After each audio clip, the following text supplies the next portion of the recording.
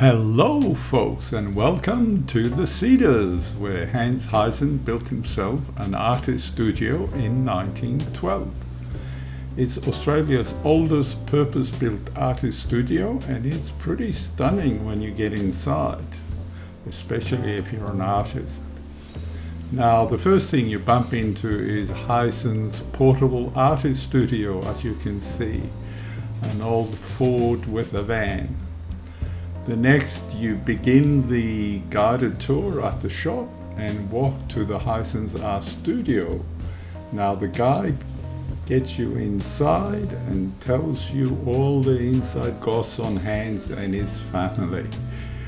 From the studio, we are guided to the house and given the grand tour of the main rooms, plus some inside information about Hans and his also famous artist daughter, Nora Heysen.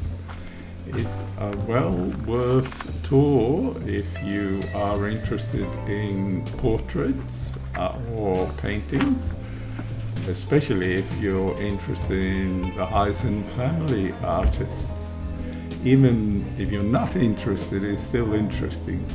Because I'm not a painting nerd, but I thought this tour was well worth it. A little canteen.